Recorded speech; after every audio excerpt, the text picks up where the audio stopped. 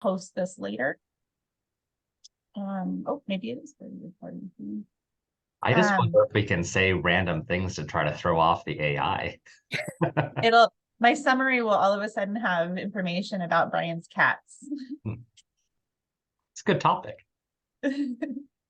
Well, welcome everybody. Thank you so much for joining us today for the Broadband Consortium Pacific Coast monthly advisory meeting.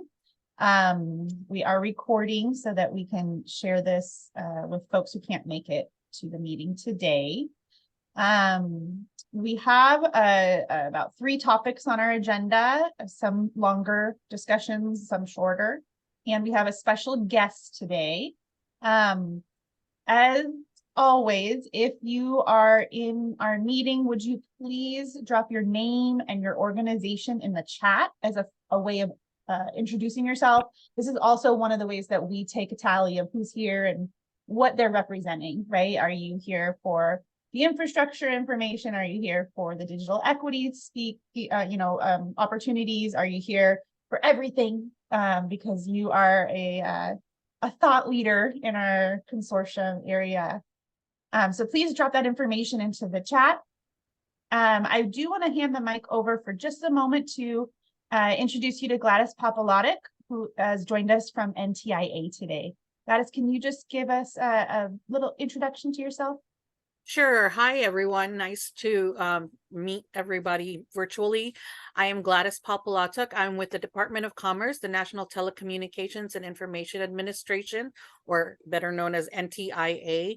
I am one of 2 federal program officers here in California, administering and overseeing the implementation of the BEAD and the Digital Equity Plan programs for NTIA. So thank you for having me. Thank you. And Gladys will be our, knowledge expert, sharing information if I miss anything, or if any of our team members miss anything while we're discussing the BEAD, upcoming BEAD stuff. So we'll go through a round of updates from anybody on the call who wants to share. We'll do a roundtable discussion of updates, questions, concerns, challenges you're facing, folks you want to collaborate with. Any information is welcome during the roundtable discussion. Then we'll have a presentation from Tim Tierney, our team member who oversees GIS mapping and data analysis for the Broadband Consortium. He has been working diligently with our team members on a current state assessment analysis for our region. To create a map that will help us identify what work is in progress and what work still needs to be done in our region. We will be asking for your input, right? If there's something missing from the map that you think should be there, if there's something that you find particularly useful and helpful, please, during this discussion, let us know, your reflections or follow up with an email afterward. But also, what are your priorities for 2024? We're interested in hearing that from you so that we can start to look at how that information can be incorporated. We'll have an update from our digital equity advocate, Malika Ohm, on ACP enrollment events that are happening around the region, thanks to a grant from CETF and FCC. Actually, we're a sub-grantee of CETF on the ACP outreach project. And then our last topic will be discussing BEAD volumes 1 and 2, which were released and are open for public comment until December 7th. So we have some information to share with you about those. Gladys will give us a little more information as well. And we're really interested in hearing what your concerns or questions or comments are around this initial proposal. A really quick update before we do roundtables. Just a reminder that FFA application challenges are due on Monday, November 20th. That date was 28 days from when they were posted on October 23rd. So according to our calculations, it's Monday, November 20th. Just a reminder that we are severely oversubscribed in requests in our region, which is great news for the region because there's a lot of interest in collaborating with public funds to invest in our area, but also means that some projects will not get funded in this round. So just a quick reminder about that. If you are on the TASF distribution list, you are receiving updates. I want to say it's a daily update of any challenges that have been filed in the state of California to any projects. I have not seen any come through for our region yet. If someone has seen something that I've missed, please don't be afraid to unmute and share that with us. Just know that we may get a flood of them on that last day to submit as well. And then I want to open up the roundtable discussion and provide some time for anyone from around our region to provide any updates from your industry, updates from your region, depending on your position and positionality in our region. Shelby, I can give a quick update. Thank you, Carrie. We just briefed Shelby and the county on the Northern Santa Barbara broadband dual ring. And I don't have a slide because I'm getting ready to head out to San Jose, but Shelby saw the slides, but I'll give you a quick summary. We did look at completing some of the loops that are not part of the Golden State Network. And so real quickly, I'll just mention Santa Maria to Los Alamos, 11.4 million to do the 22 miles. Los Alamos to San Ynez, 8.3 million to do 16.4 miles. San Ynez to Buellton, 4.6 million to do 8.6 miles. Buellton to La Cruz, 4.9 million to do 8.3 miles. Buellton to Lompoc, 9 million to go the 16 miles. Vandenberg Village up to Parisma Road, another 2.6 million to do 4.7 miles. Network equipment would be about 4 million. And so the total to complete our loop, when somebody like Shelby has a spare $44.8 million to do those 76 miles, we can complete the project. So obviously the report's going to be available probably after we brief the cities, we brief the county, we'll have another meeting with them, SPCAG, and the reports will be released to anyone who wants it, including Bill and some of the others who have helped us on the front end of this. So quick summary, sorry I don't have a slide, Shelby, but that's what's going on right now, okay? Thank you for the update, Carrie. And I will say that it was such a detailed presentation with, a lot of research and work put into it. So I really appreciate all of the work that the Econ Alliance and Shumash team and Teleworks team all put into that report. It really is detailed and a great piece of work. All right. Do you have anyone else on the call who wants to make an update? I can start off with Ventura County, I imagine. Yeah. I don't know about all of you, but it's beginning to feel a lot like Thanksgiving and Christmas. And with that comes a different kind of attitude and sense for, the weeks ahead. And, I just, we're wrapping up this year, but getting really ready for next year. And that's what I think we have to look forward to in the next few weeks is the planning for next year. Shelby mentioned the FFA proposals. 8 came out of Ventura County. 2 of them were led by the public sector. 6 of them were submitted by the major telecoms. And so we'll look forward. We oversubscribed by a factor of 100%. So we had about 20 million or so allocated to Ventura County. And I think there's just over 40 million that went in terms of asks. And so looking forward to seeing the next phase and how that all comes into play. From a VCOG standpoint, Ventura Council of Governments, we've been working with our working group. They've met a number of times now. We've issued policy surveys. We're with each of the municipalities asking questions and gathering outcomes in terms of what kinds of broadband friendly policies exist. We've been doing one-on-ones with the members of the cities and talking about the working group and the regionalization and the strategy that we're working on. And we're getting spooled up this next month to be talking before each of the city councils about the project and the outcomes of a broadband strategy and the formation of a regional entity that's going to be helping to coordinate all of the activities that are part of deployment as well as adoption. And so FFA is just the first initiative that this is going to be encompassing, but looking forward to the year ahead and what BEAD is coming along as well in terms of resources and in the plans that'll go with all of that.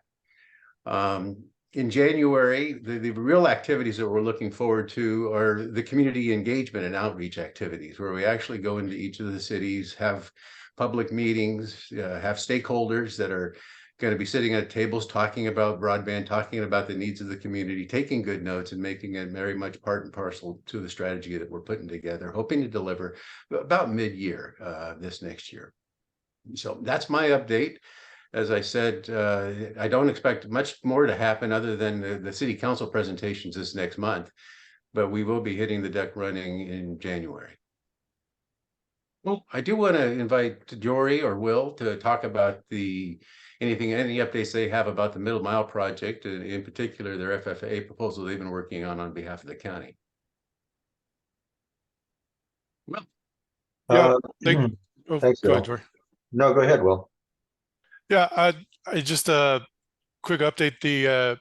The county we are already into the low-level design process for the county's first phase of its regional network. That first phase is the route from 101 to I-5 along Highway 126, and a very small extension from the California Middle Mile on 118 over to Somas.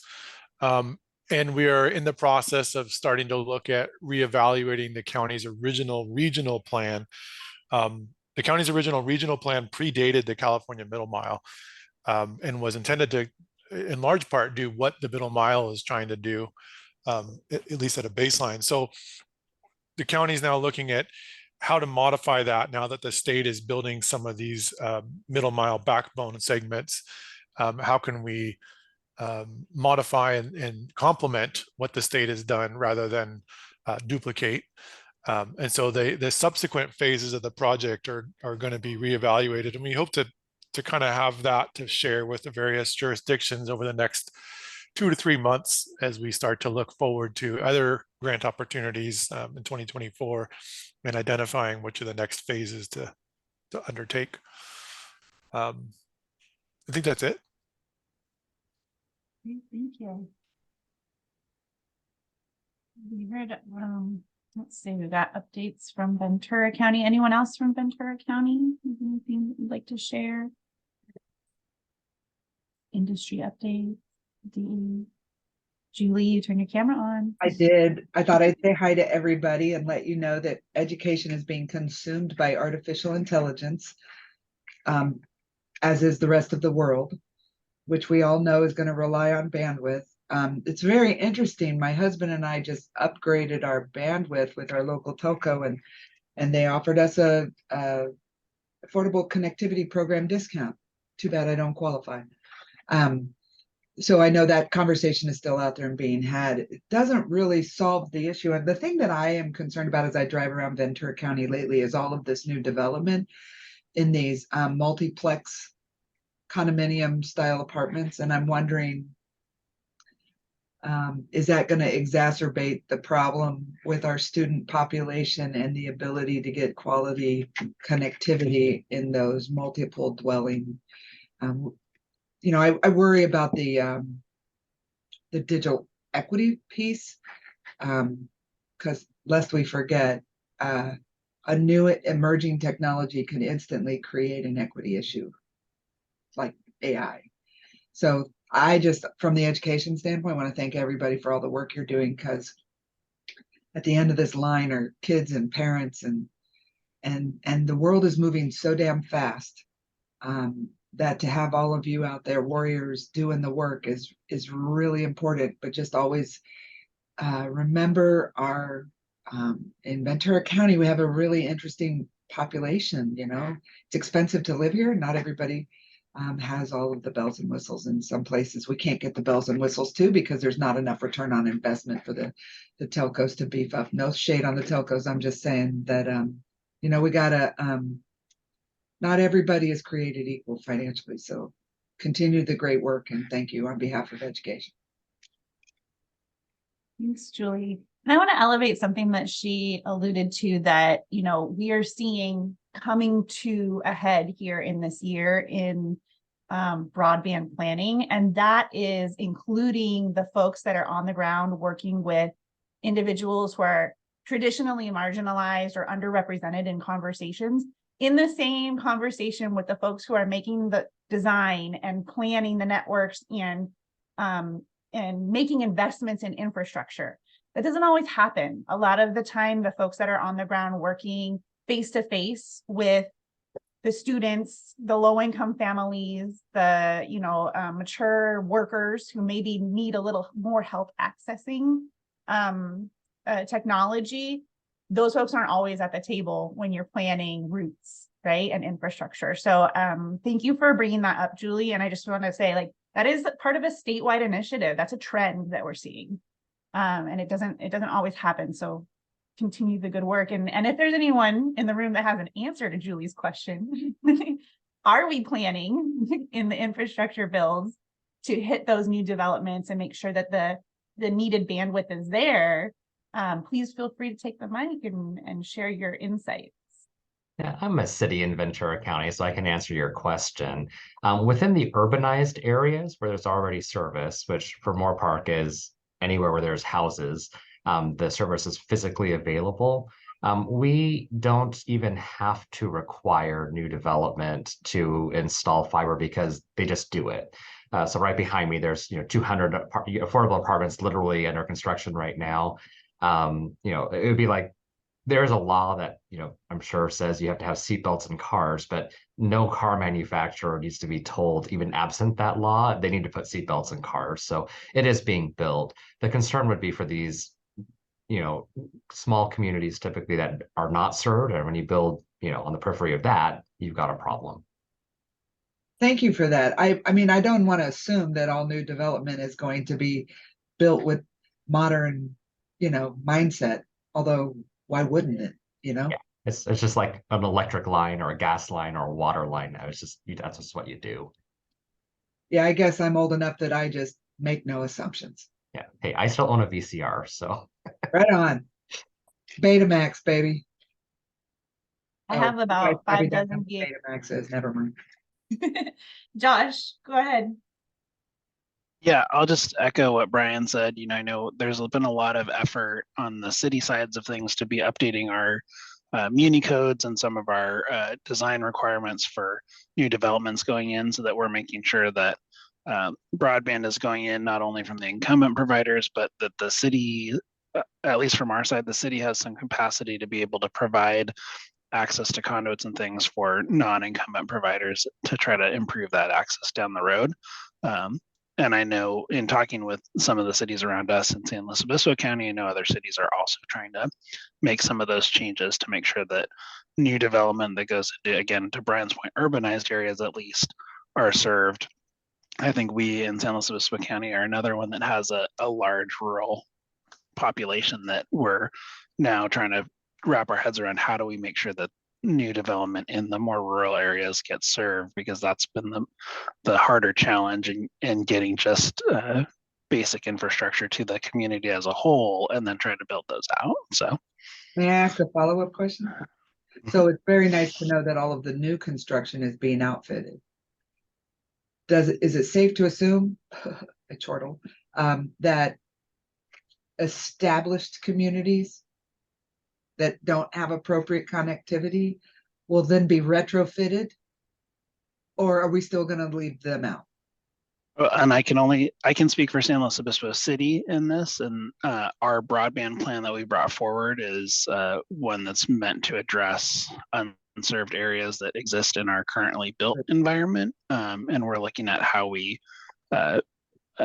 incentivize more providers to bring service to those areas, because we've seen the incumbents not perform at a level that folks think is affordable or accessible. And so we're trying to encourage that development even in our built environment through the planning we've done. It's going to take us time, unfortunately.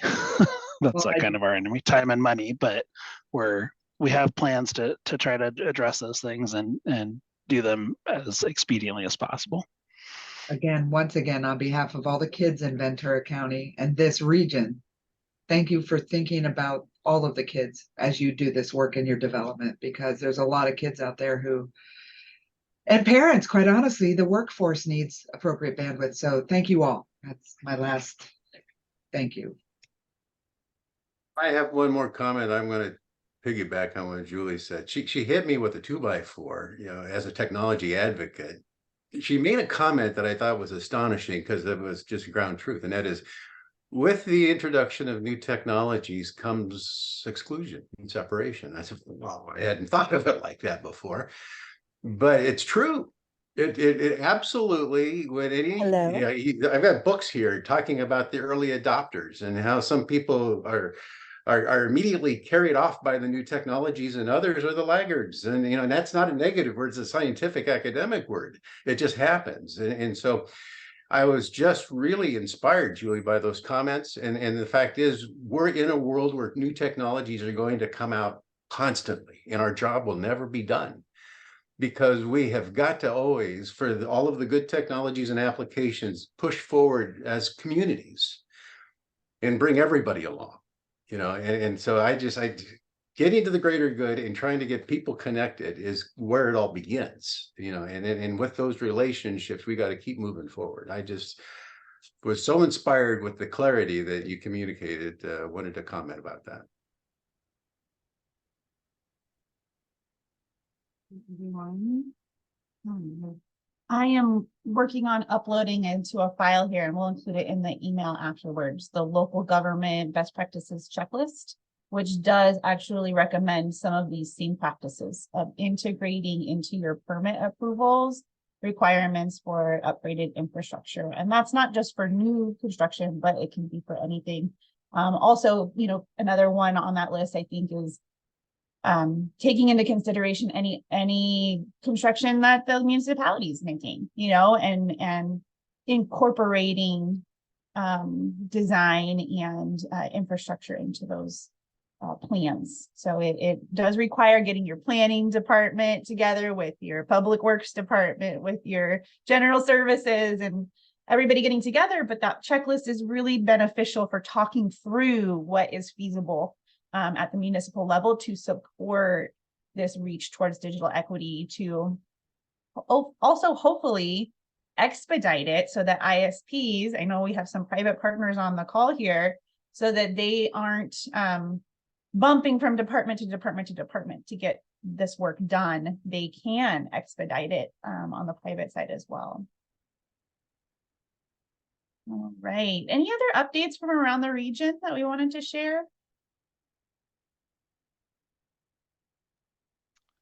Jory or Will might be able to speak more about San Luis Obispo County as a whole. Just as a summary, we also saw a significant number of FFA applications. So I think there's 112 million in applications for San Luis Obispo County for a $22 million budget. So we are oversubscribed heavily on that as well. And I think at this point, we're all kind of just waiting to see what comes out from the challenge process and see how some of those things proceed forward. We had 21 project applications. I think 2 are publicly led and 19 are privately led. So kind of see how that shakes out as the challenge process starts to wrap up here and how we move forward. Yeah, just to piggyback on that, Josh, I think that's definitely well said on, you know, the state of our county, but looking also at the amount of opportunities and the amount of ISPs that have, you know, put forth really good plans. I think, you know, it really is highlighting again where the areas of need are in San Luis Obispo County. So I see that as, you know, progress and work to be done. Definitely not all of those will get funded, but as that shakeout happens, you know, I think it will shed a light on where to go next, right? Yeah, absolutely. I think I'm not sure if it was in one of our previous BCPC or one of our slow cog meetings. I think I had mentioned. I think we are all excited that as many applications for it as did, because it helps us to highlight the need in a larger sense than what was available just with the FFA money that's available. I think there were some concerns amongst agencies in the county that we wouldn't see as many applications as we did, and that would actually be, while it might have gotten more things funded, it would be problematic in the sense that in the future, when we went to say, hey, the region has greater needs than were addressed, it wouldn't give us as much evidence to that fact. So I think it's a double-edged sword that we were oversubscribed on the amount of funding available, but it does illustrate that there's a higher need than maybe was identified earlier. So Totally. And it does spread our whole county, right? It's not just, I mean, there's pockets, but it's not just, concentrated in one area. It really spreads out. So.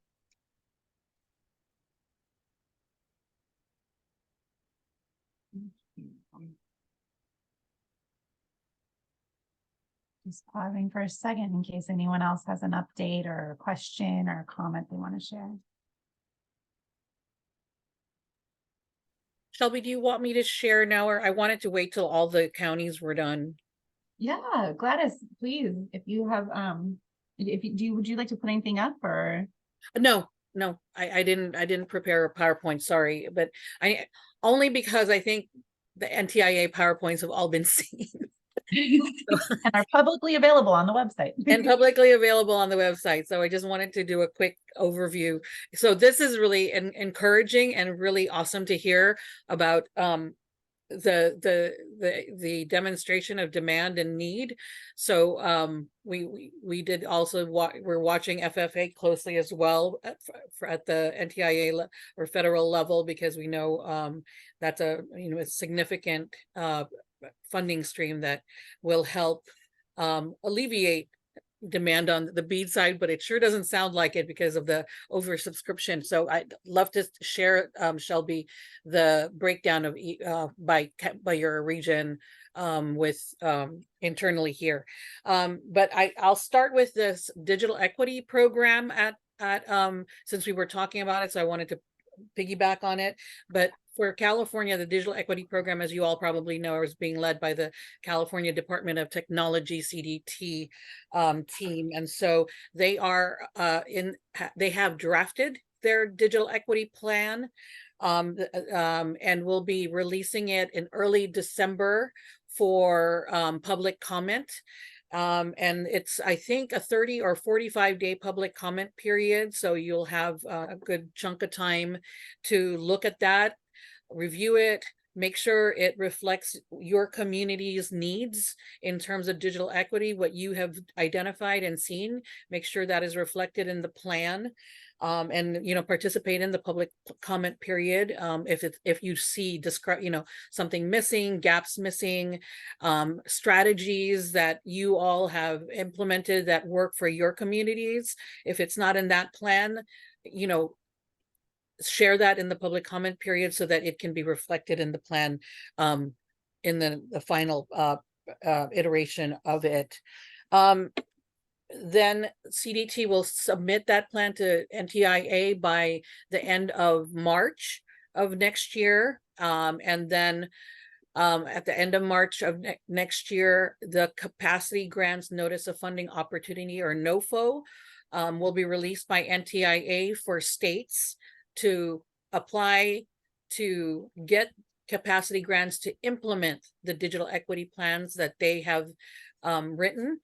And so that notice of funding NOFO will come out end of March.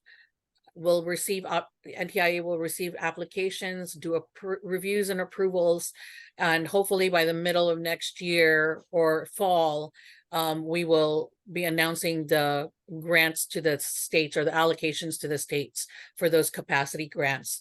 The states will then take those capacity grants, implement some of it with within their states and do some probably some granteeing,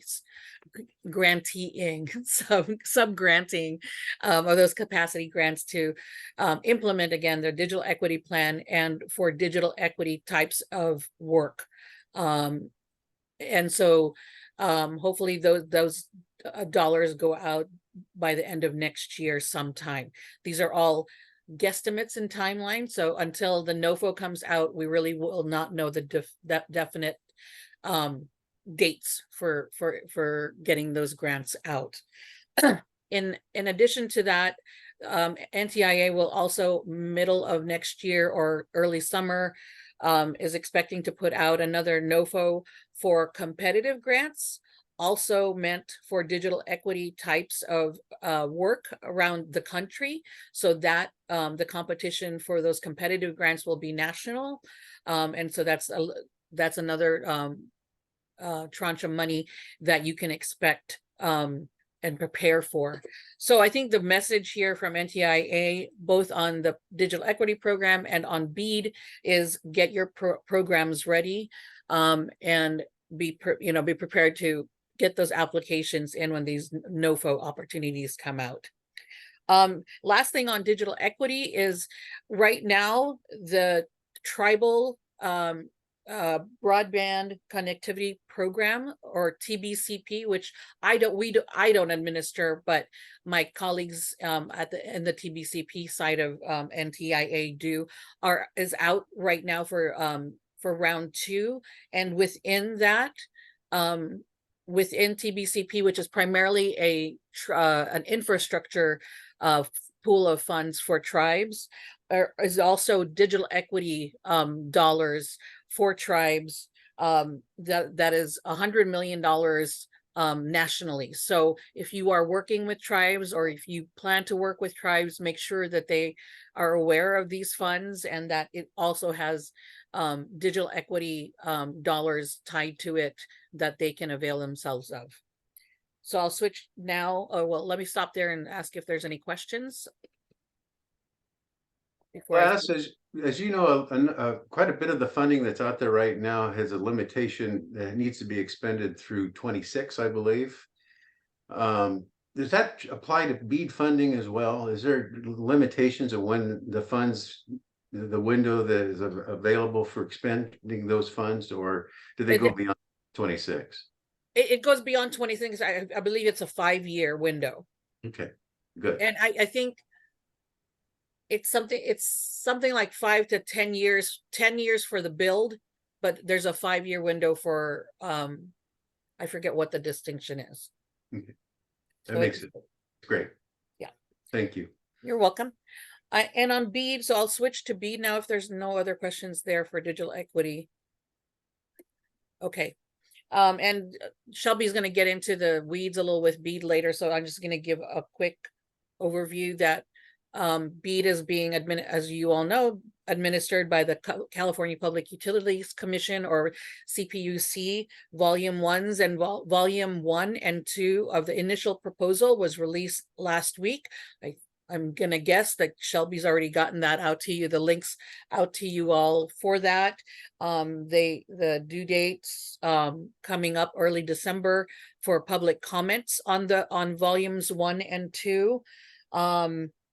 And really, we want you all to, that is the heart of this program, both of these programs, because it's the bigger allocation of funds. Equity is at the heart of both of these programs. So just a reminder there, and that the goal of the programs is 100% connectivity. So that is the challenge to the CPUC and all entities around the country, all states, is that these plans, the final plans that'll come out of BEAD, are plans to serve 100% of all Californians, of all Americans around the country. So it's a very big calculation, right, of which package of projects will accomplish that for California. The challenge process, once the public comment period is done, PUC will integrate them into the final initial proposal. And then we'll implement the challenge process after that initial proposal is submitted to NTIA. That's slated or estimated to happen in the spring of next year. And then once the challenge process is done, a eligibility map will be put out, and the PUC will have until the end of the year to put together a final proposal or a final proposal package of projects that they say they will give to NTIA and say, this is this is the package of projects that it'll take to connect 100% of Californians with BEAD.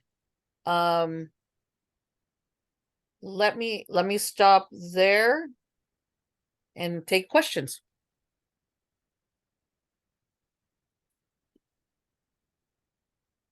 Question? Okay. Thank you. Thank you. Thank you. And I think Gladys is going to be able to stay with us through the BEAD conversation in case there's little tidbits that we need clarification on. So I am going to lead us into the next slide here to guide our conversation over to Tim. Tim Tierney does mapping, GIS work, and data analysis for the Broadband Consortium. And he has been working on our current state assessment analysis. This is a deliverable for our CPUC grant. So we have on our grant work plan an objective for updating this every year. We waited until now because of all these funding deadlines that we had in 2023 in order to hopefully capture the projects that have been proposed. So we know, as Michael pointed out, where the interest is, where the priority areas are according to the market, and according to a market subsidized by public funding. We are also going to, Tim will share with you sort of our own analysis in areas that we're starting to find maybe aren't getting the attention that they might need, and how you can decipher and pick through this map. So I will hand it over to Tim if you want to share your screen. All right, thank you, Shelby. Shelby, enable me, please, to share. You should be good. Okay, let me try that. Yes.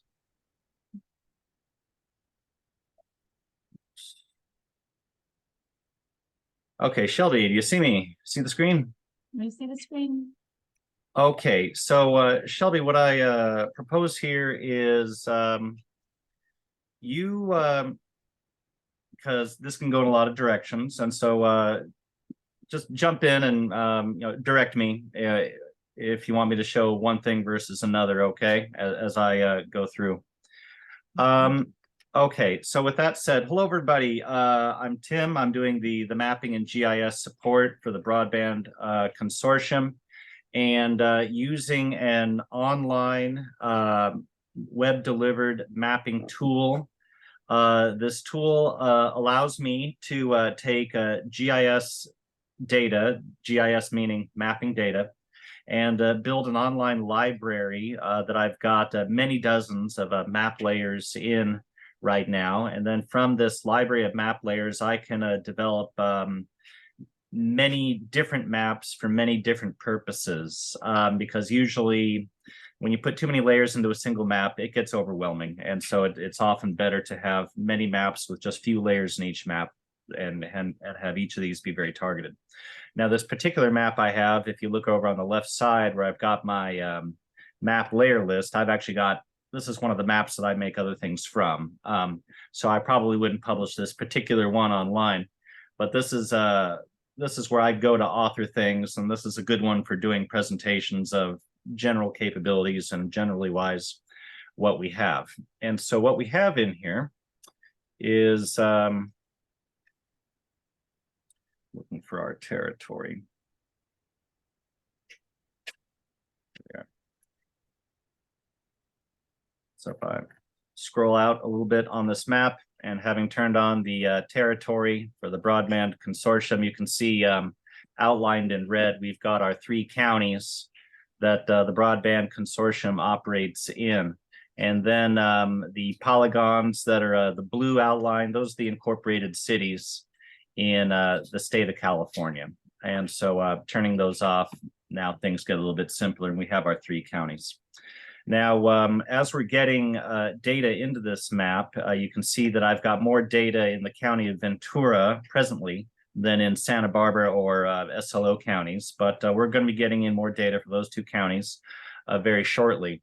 And on the topic of data, the data that's going into this map, it all follows the general GIS data formats, but the sources for the data are several. We're getting data from the CPUC, we're getting other data from the FCC, and then other data is coming directly from municipalities or from the state geospatial library out of Sacramento. And as long as the data conforms to general standards, we can put different people's data from different sources into the common map and have everything line up.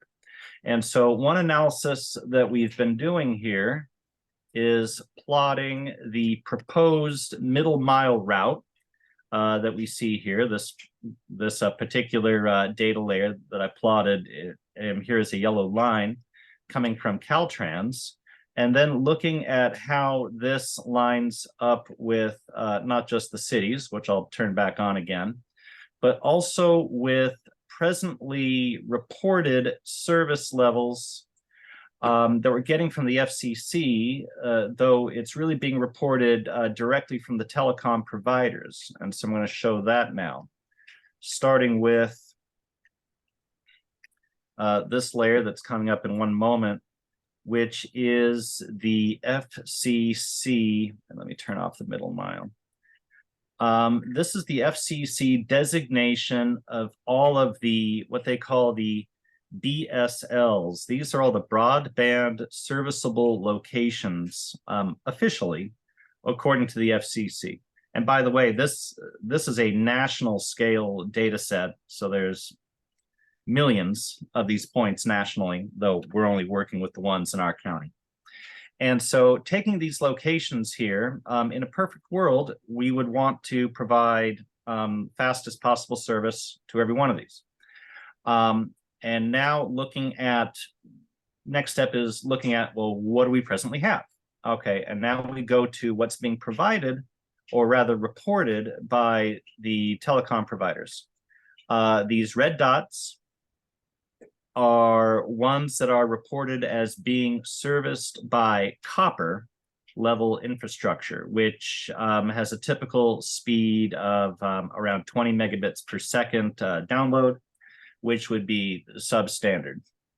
Then and I'm going to break in really quick, Tim, which is also considered unserved according to our funding, both CPUC and FCC categories, so that copper is leading to unserved.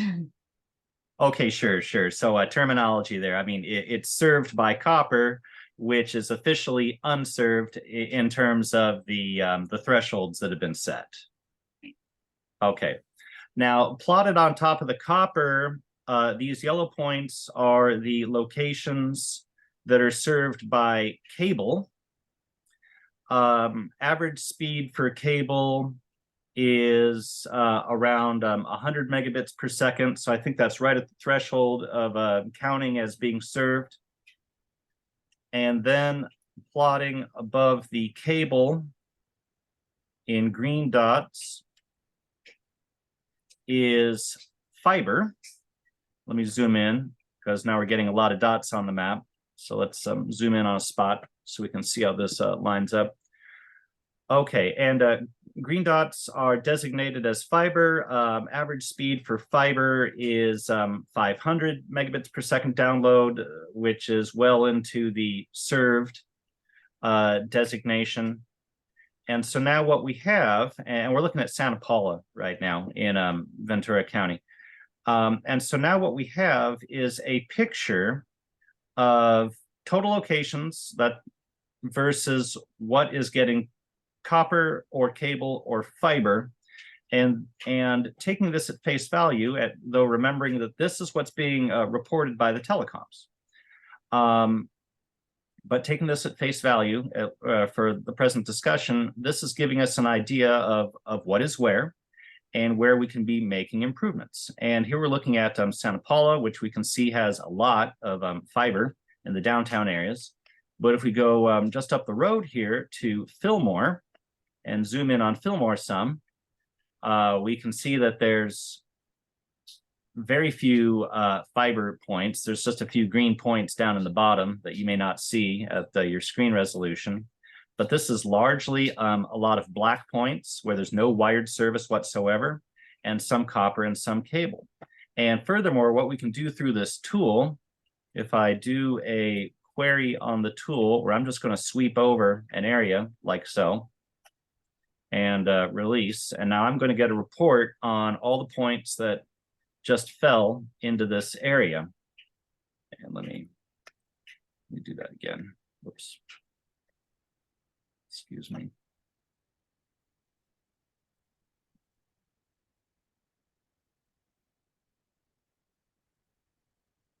Hitting my buttons too fast. Sorry. There we go. All right, so querying this area like that. And waiting for my result to come in.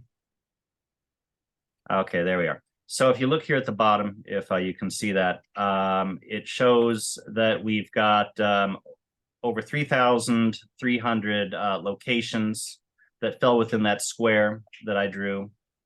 And of those 3,300 locations, looking over here, the ones that have copper to the home is less than 500.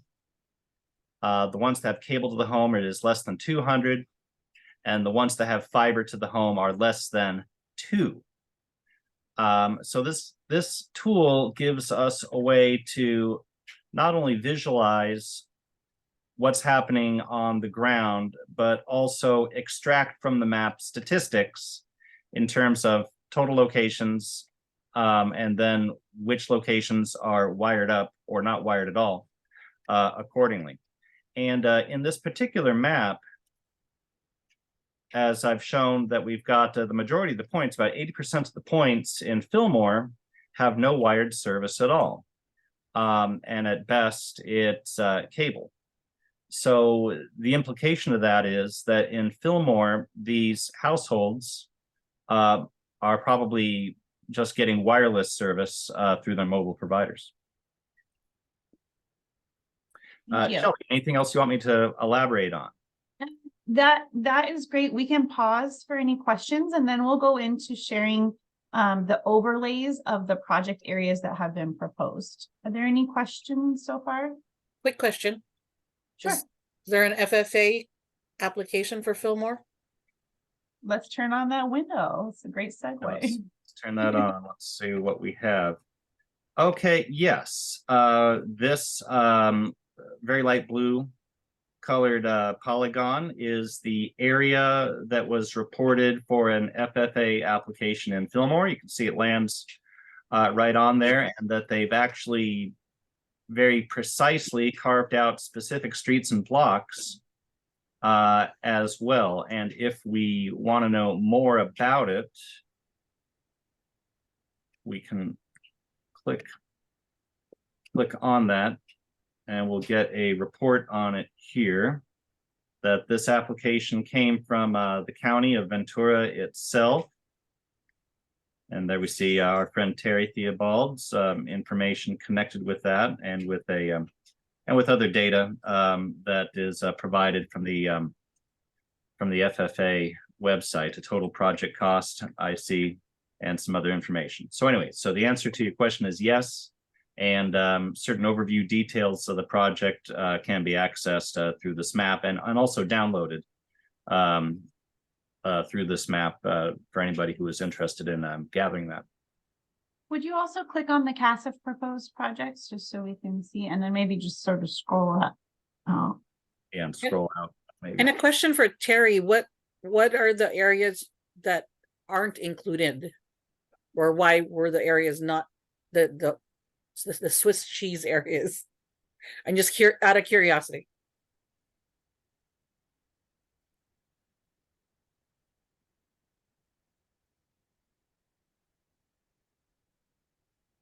Did Terry hear the question?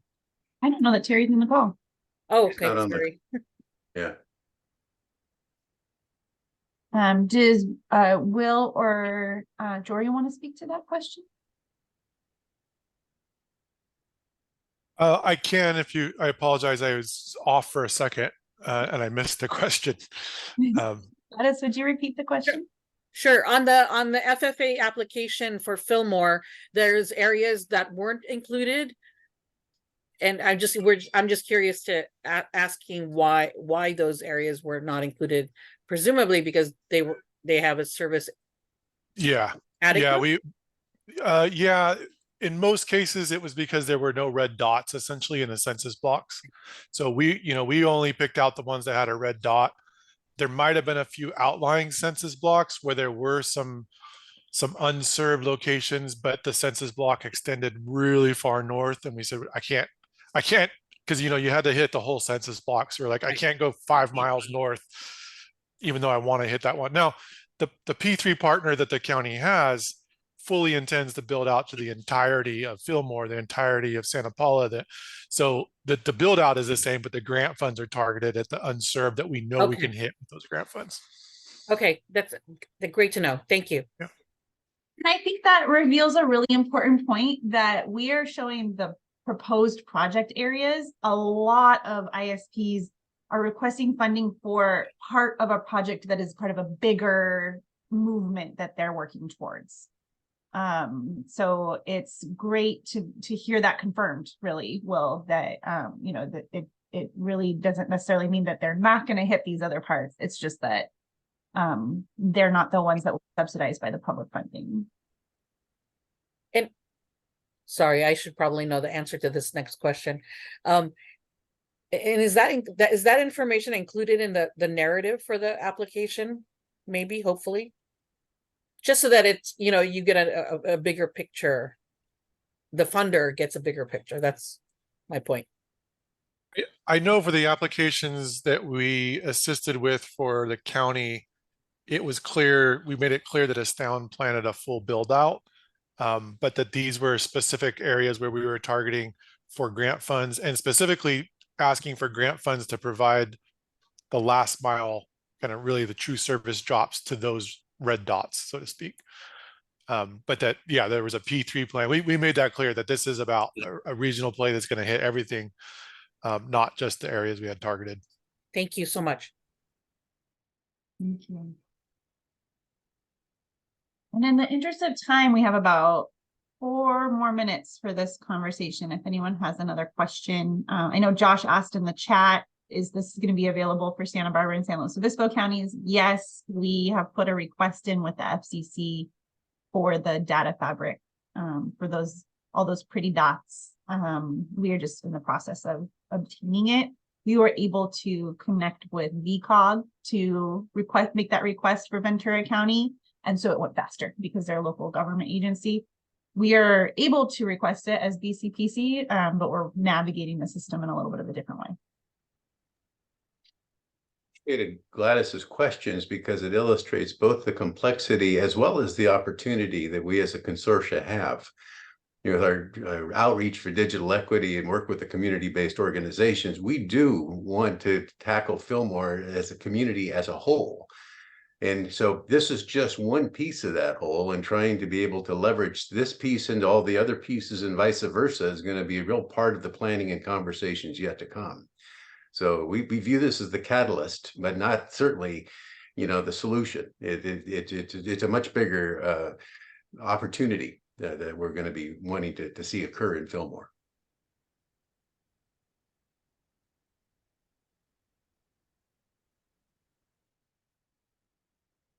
Okay, Shelby, should I show CASA? Yeah, area? let's put CASA.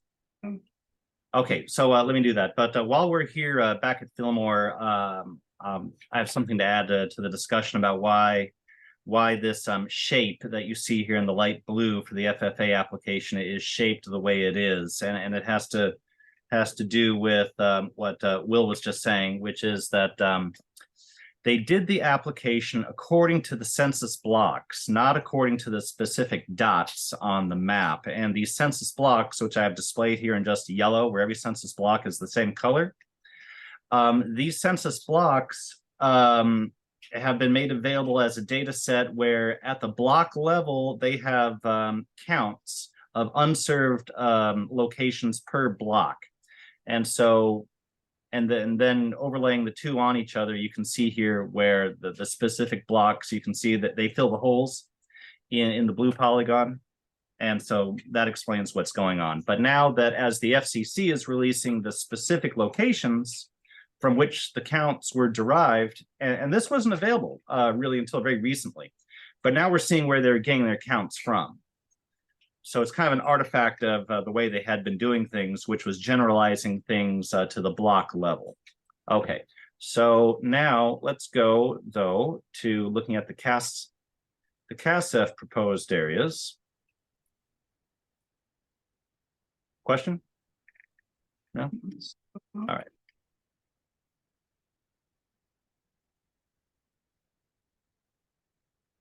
Okay, so these other polygons here, just yellow outlines. That's how I have them at the present time. These are the CASF proposed areas.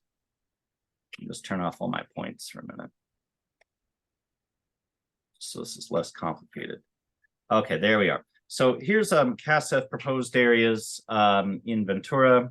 If we query on one of these, what we'll see is, okay, this, in fact, all these areas, this happens to be a proposal coming from Frontier, and I have linked to it the summary document, which is hosted at CPUC, which is loading up now, that can be accessed through the map. Though these PDFs load a little bit slowly sometimes. There it comes. Okay. And so, and here we have the summary information. And so across our 3-county area, from having put this data into the map, I know that we've got stuff from Frontier and Ranch Wi-Fi in other areas as well. There may be a third telecom provider also. If I were to go back to the map here, and if I go out to the full extent of the layer, there now in the 3-county area, you can see there's a bunch in Ventura. There's at least one in Santa Barbara County, and then there's several up here in SLO County. And then if you wanted to see these in relation to the FFA applications, we could turn on the other layer, and now we've got, there's all the FFAs relative to the CASFs.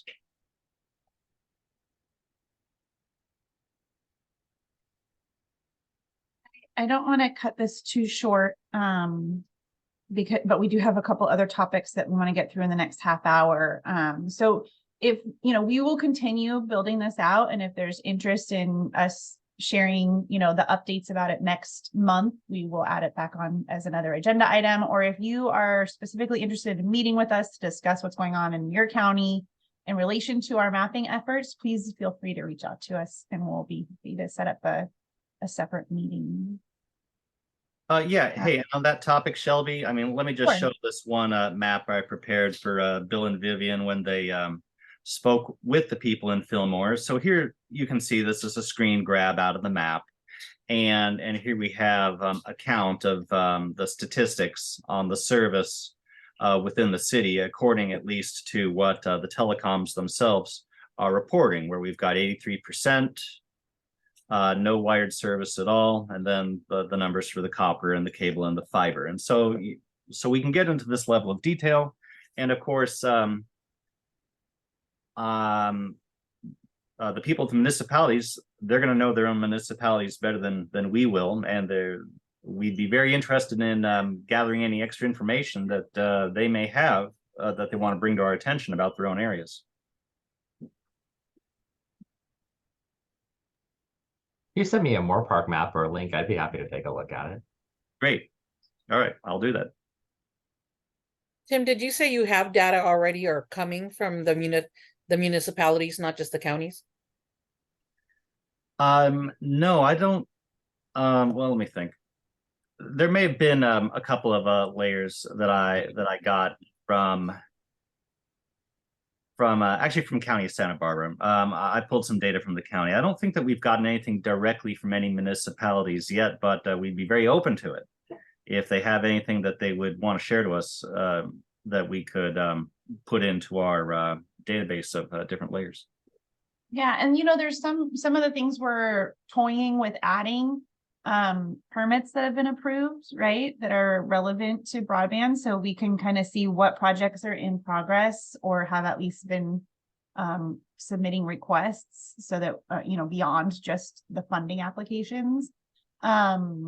Areas of need where municipalities know their communities and know where there might be a tighter area of need, or a potential partner.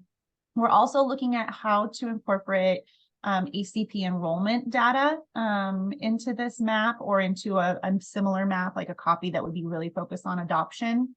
That is a little bit more of a challenge still, because it's confidential information, and so you really only have that data by zip code. You don't have it by individual residents. But there may be some ways that we can kind of guesstimate neighborhoods that might be better, might need more outreach.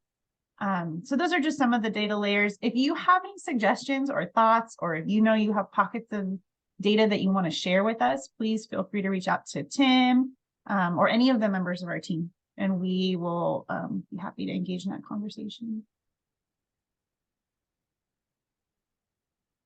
All right. Well, thank you so much, Tim. And we will move into our next item here, but happy to continue the conversation with anybody after this. Okay, thanks, Shelby. Thank you so much for your work, Tim. He's been putting in a lot of time on this, and a lot of effort engaging with the FCC and with our sources of data. So ACP enrollments. Malika, are you able to Yep, I'm here. and start some information with us? So this is Malika Ohm. She is our digital equity advocate. So I guess we're just going to do a quick status of what our ACP enrollments are looking like within our 3 counties. The numbers that you see here are based on the census data and then also ACP enrollment. Currently San Luis Obispo County, 40% of the total households are eligible for enrollment, and 30% of those households are enrolled. Represents about a 1% and 1 point change from the previous reporting. Santa Barbara County, 46% of our total households are eligible, with 29% enrolled, and in Ventura County, 38% of households are eligible, with 44% enrolled. I think Shelby wanted to mention a little bit about the update on ACP in general, and that is that the Biden administration requested a $6 billion investment to continue the Affordable Connectivity Program. We'll see how that shakes up in the upcoming, budget budget conversations, but we're keeping an eye on that. One thing that we have been awarded as in BCPC is to work with CBOs within the 3 counties to complete 8 enrollment events and to support the increase in ACP enrollment. But in addition to those, some recommendations that we can provide to increase ACP enrollment in your county are, promoting the enrollment events that are already scheduled in your communities, hosting enrollment events, and then what CETF has really identified is direct notification and the successes of direct notification. So that could include, for CBOs to directly identify, their clients and community bases and notify them of ACP eligibility and opportunities for them to have assistance for enrollment, training staff to become ACP enrollment specialists. The training is fairly simple. It's, a less than an hour process. And for folks who are adept at navigating lots of different community service platforms, it's fairly simple there. And then also referring clients and communities to the ACP enrollment hotline. We met with SCAG previously, and they had been doing some work with CETF to identify what the reasons for some of the county's more drastic successes in ACP enrollment. And I believe it's Imperial County and San Bernardino specifically.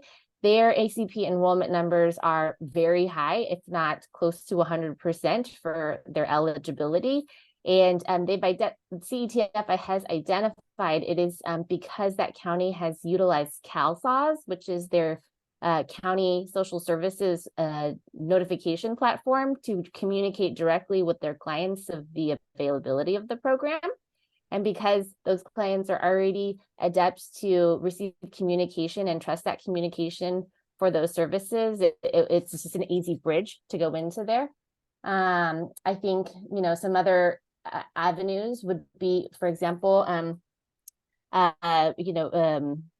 school boards, support on the school board level to promote ACP enrollment, particularly for students who, just having PTAs support printing out flyers and putting them in kids' backpacks, or putting out notifications on Parent Square or whatever platform your communities use.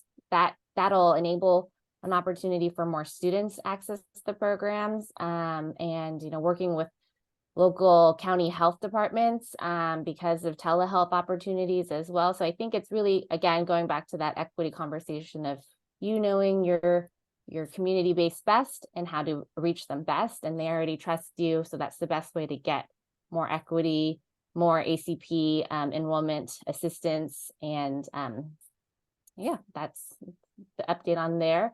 We had an event with AGIF in Santa Maria this week. I don't know if anybody is on from AGIF today, Shelby. But yeah, AGIF is hosted an event on Tuesday in Santa Maria. They did the event in conjunction with their county, other county organizations with a food distribution.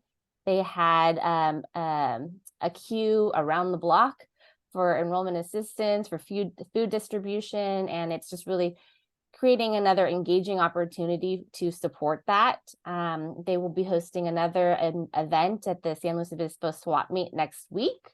And then Carrie was mentioning to me that the San Luis Obispo United Way is received about some type of grant to help to support 160 enrollments of ACP, specifically in San Luis Obispo. And on the next slide, it will be this is just a snapshot of the organizations we are working with specifically on the FCC CETF ACP outreach grant to host enrollment events in our 3 counties. And these are the events scheduled so far. Thank you. And that's that AGIF event in San Luis Obispo at the swap meet is coming up this Sunday. So they'll be there from 6 a.m. to 12 p.m. Engaging with folks. AGIF has a lot of experience holding enrollment events, and so they've been able to identify key locations that tend to be target audiences.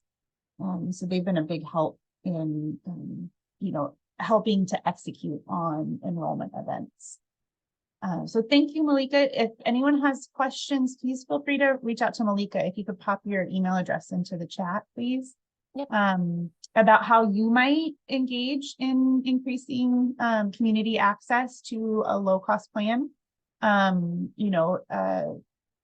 everyone has a role to play in this. And so if you have the incentive within your department, if you have digital equity as a cornerstone of any of your strategic planning, we're here to also help brainstorm ideas and identify partners that can help you reach out to your communities.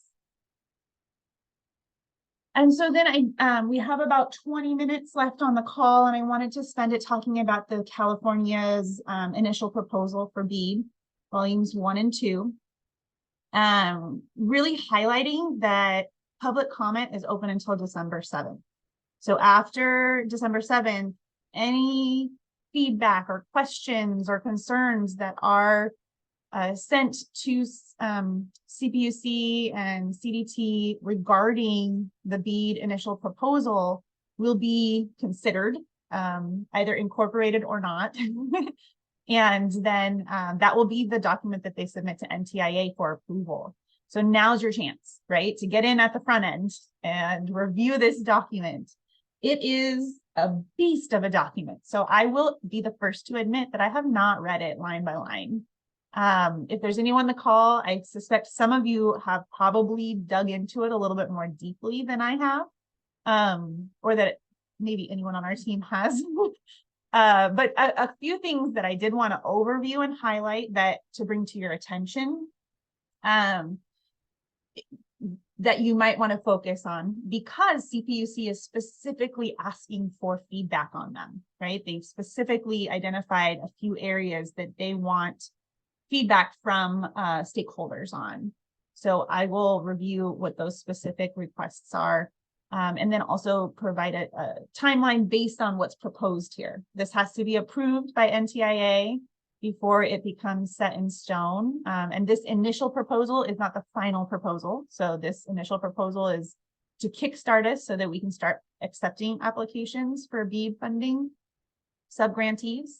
But if at any point you have information that I don't, or questions or concerns or comments, feel free to interrupt, raise your hand, or just unmute yourself and add to this conversation. Because full transparency, I didn't read the whole document yet. So a couple things that this document does, it does list, they have identified the unserved and underserved broadband serviceable locations and community anchor institutions in this document. They are in an appendix. It's a spreadsheet that you download. The only thing that you see in the spreadsheet is the location ID, which doesn't give your average person a lot of information, but is meaningful. The reason this is important is I believe they used the FCC data dated August 21st, I think, to identify these locations. It says the specific date in the document. So if you have a reference point that you need that reference point, there's a list of the community anchor institutions without 1G symmetrical service available. There are a handful of them in our region that were identified. So it's worth your time as a municipality, perhaps, or as a CBO, to go in and see which of those community anchor institutions in your areas do not have that level of service, just out of curiosity, but also to see if there's a way that we can start to prioritize advocacy for those organizations. The initial proposal states very clearly that the position of CPUC is that the amount of funding allocated to the state of California will likely only be enough to cover unserved broadband serviceable locations. They have stated they do not believe that the funding will be sufficient to cover underserved or community anchor institutions. And there's a requirement in the NTIA NOFO that states execute the funding opportunities in that order, right? We have to meet all the unserved, so at least everybody has something. And then we move on to underserved, and then we can move on to community anchor institutions.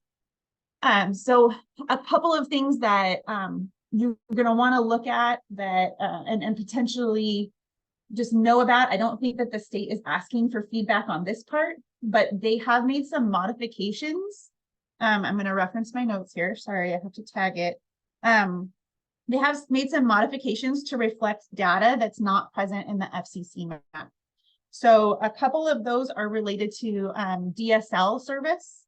The CPUC is proposing to treat locations on the national broadband map showing to have available qualifying broadband services. So saying that it's a location is served, but if it's delivered via DSL, they're going to actually rename those as underserved. So that is a modification that they're proposing that has to be reviewed, of course, for approval, but it's important to note that. I think it relates to Tim's map. And really their justification is to ensure that there will be a replacement of lines in areas that are having technology that's being phased out, that legacy copper that's being phased out. The second modification they're proposing is that the CPUC will presume locations that the national broadband map shows to have available non-qualifying broadband service. So saying that it's underserved, that if it's delivered via DSL, they're going to actually relabel it as unserved as well. So if there's a speed lower than 35, then they are going to actually, if it's delivered by DSL, they are going to relabel that as unserved. So that will change slightly, perhaps what the FCC map is showing versus what the CPUC eligible locations for the BEAD subgrantees would be, if the proposal is approved. The other piece of the modifications that you might want to pay attention to, low speed fixed wireless modification. I know we've got some folks here that look at fixed wireless as a viable technology. They will consider the locations on the national broadband map shown to have available non-qualifying service, so a location that they've labeled as underserved, that's delivered over licensed fixed wireless as unserved if the reported speeds are lower than or equal to 35. So even if it doesn't meet that 25, 3 benchmark, they are going to actually reclassify those fixed wireless as unserved rather than underserved. And there's quite a justification that they're proposing for that modification. So that's a couple things I wanted to bring up in terms of modifications, because they may reflect some differences in the maps.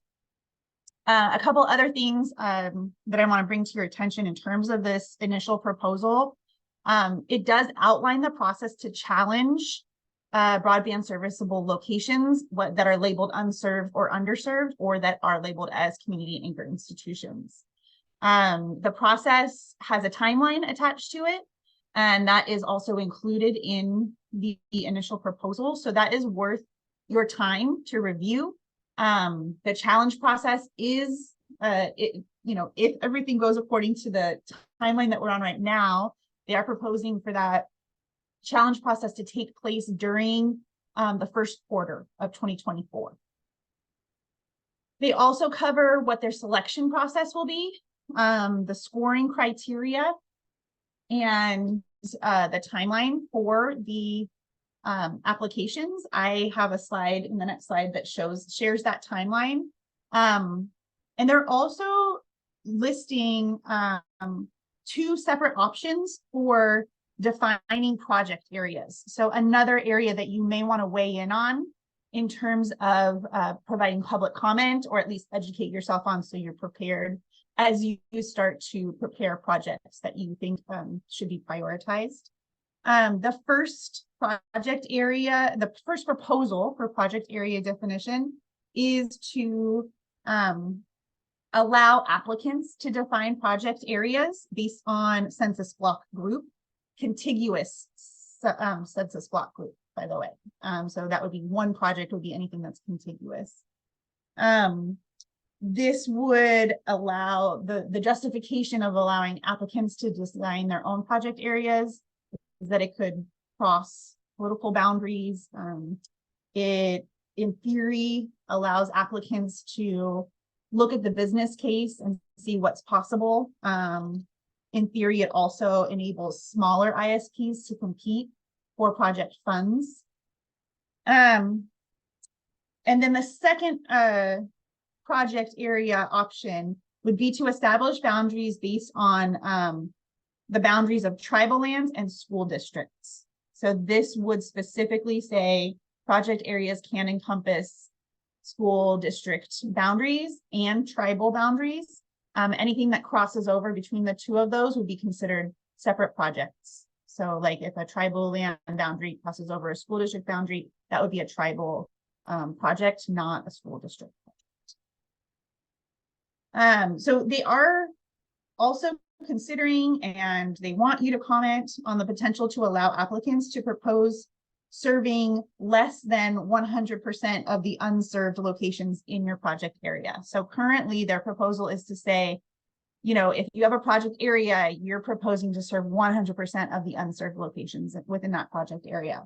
They are seeking comment on that, on allowing applicants to apply to serve less than the 100% threshold, because some areas may have far outliers, right, that are just not feasible to reach within a project area, and they want to provide some opportunity for project proposers to negotiate that cost and to make sure that it's feasible to actually reach all of the locations. So our current recommendation is to go through to the extent that you're interested and that your position in the broadband landscape requires it, to look through this initial proposal. If you have a specific interest, please submit your comments. They're due December 7th. I'm going to pause before I go into the timeline that is outlined in the proposal to see if anyone has any initial thoughts or comments, reflections. Or Gladys, is there anything else that we should highlight specifically? On just on the issue of, you know,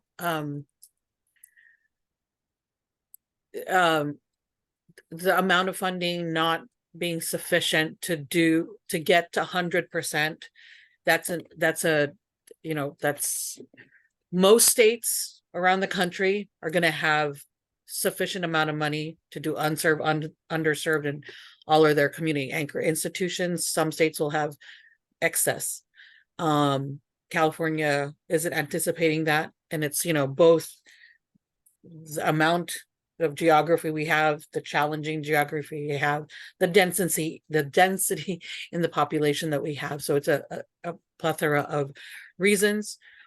But what NTIA has spoken with California about is that we also are unique in that we have several funding streams that still need to play out. And those areas will potentially be taken out of the mix of unserved, underserved areas throughout the state. And so the timing for those more or less work out. And so the picture next spring will be very different from the picture now. And so, and in addition to that, there is also a mechanism in the BEAD program where there is a calculation that the state has to make between what level of projects will be in high cost and extremely high cost areas, and in extremely high cost and high cost areas, the requirement for fiber is less, and so there will be a mix of technologies allowed in those areas, that it will be non-fiber, and also making that cost come down. And then and so that's one of the other levers that the state has at its disposal to make the mix of packaged projects for the final proposal, to get us closer to get to 100% coverage. So there's lots in play. There's a lot of variables, and that's the point. Thanks for making that clarification, Gladys. And I believe the extremely high cost threshold is another aspect that they're interested in public comment on. Is setting what's the threshold for that? You know, what are we going to consider extremely high cost threshold that would be eligible for those additional technologies? I appreciate And so actually the NTIA has already has a defined set of high cost areas, but yeah, there's additional considerations that PUC is asking for. Thank you. And one more question that brings up for me, and you may not have the answer, that seems to allude to the possibility that CPUC might have navigated all the FFA and passive infrastructure applications on its desk, potentially by the time that BEAD opens up. That's what they're, yeah, that is part of the, yeah, they are driving towards that. Also, the other distinction for the high cost and extremely high cost areas is that match will not be required. It has to be, a waiver has to be requested, but that's another piece that makes it more economical. Great. Thank you so much, Gladys. That's really helpful. So in the last few minutes that we have here, I know I appreciate everyone staying on so long. This is the general timeline that's been outlined in the proposal. So of course, there's some things that might shift here. Notice that my timeline goes from quarterly to chronologically, because there are some, again, factors at play that may not quite shake out along a quarterly timeline as much as we would love that kind of orderly processing of applications. That's just not the way things work. So, you know, the California is required to submit its initial proposal, I believe at the end of this year, right? They've got a deadline of December 2023. They're expecting the challenge process to open. They have a specific date in February listed in their initial proposal. Of course, that is pending NTIA's approval of their initial proposal and the blessing to move forward. So that challenge process, I believe they're expecting it to be out for 30 days. I could be wrong on that timeline. It's not going past the end of Q1 2024. If it's along that timeline, that specific date that they've set. The BEAD app will open to subgrantees. So that would be anyone here that's designing projects within 60 days of volume 2 of the initial proposal being approved by NTIA, or the close of the challenge process, whichever's later. So they have to have both of those things happen before they can open the application. And then within 5 days of the application opening, they will have a grant app webinar. So they will be opening up and designing a webinar for all of us to learn more about the application elements and the technologies they'll be requiring you to use to upload your documents and make your proposals. The deadline will be 60 days after the application opens, and the review will happen within 120 days. The idea is also that the awards will be announced within 255 days of the application opening. So a lot just really centers on when are they going to open the application. We don't really know, but it will probably be in Q2 2024.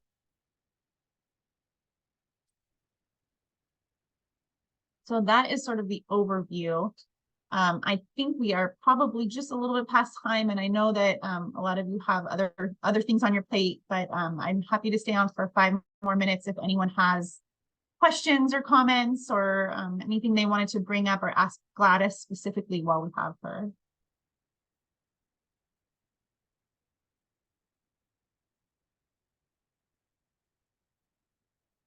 The slide deck and the recording will be sent out to everyone on our newsletter list with links to the documents that we referenced today.